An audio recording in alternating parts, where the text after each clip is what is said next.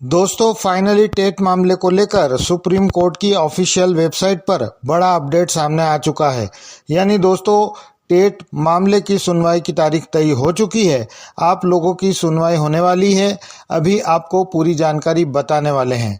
कुछ लोग कंफ्यूज्ड हैं कि जो सुनवाई हो रही है, जिसकी तारीख सुप्रीम कोर्ट ने तय कर दी है, वो PIL की सुनवाई है या रीट पिटीशन की। इस वीडियो के माध्यम से आपका पूरा कन्फ्यूज़न दूर कर दिया जाएगा। यहाँ पर आप देख सकते हैं कि सुप्रीम कोर्ट की वेबसाइट पर पूरा अपडेट आ चुका है। मैंने इसका स्क्रीनशॉट भी लिया है, जिससे आपको पूरी जानकारी स्पष्ट हो जाएगी।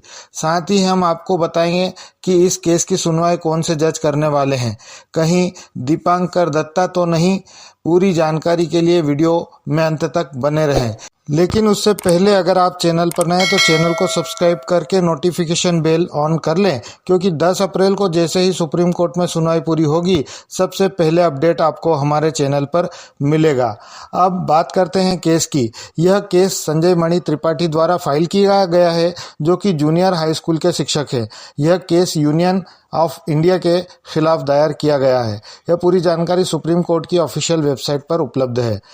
सुनवाई की तारीख 10 अप्रैल 2026 तय की गई है। यानी अब समय बहुत कम बचा है और फाइनली सुनवाई होने वाली है। अब सबसे बड़ा सवाल है, क्या यह PIL है या रीट पिटीशन? तो यहाँ साफ लिखा हुआ है WPC यानी रीट पिटीशन सिविल। इसका मतलब यह है कि रीट पिटीशन है, न कि PIL। जो लोग PIL बता रहे हैं वे गलत जानकारी दे रहे हैं। यह केस 15 अक्टूबर 2025 को फाइल किया गया था और अब अप्रैल में इसकी सुनवाई शुरू हो रही है। अब बात करते हैं कि जज इस मामले की सुनवाई वही जज करने वाले हैं जिन्होंने 1 सितंबर 2025 को फैसला दिया था, दीपांकर दत्ता। उनके साथ दूसरे जज सतीश चंद्रा भी होंगे।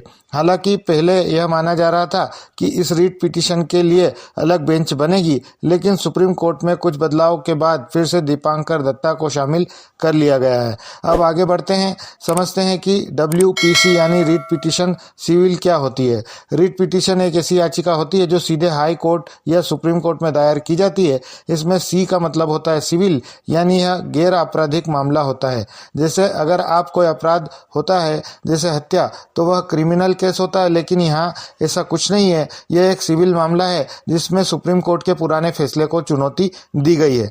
रीट पिटीशन कब फाइल होती है? जब किसी व्यक्ति के मौलिक अधिकार का उल्लंघन हो, जब सरकार या कोई संस्था गलत निर्णय दे, जब कोई अधिकार अपने अधिकारों का गलत इस्तेमाल करे। ये याचिका संविधान के तहत दायर होती है। सुप्रीम कोर्ट में आर्टिकल 32 के तहत और हाई कोर्ट में आर्टिकल 226 के तहत।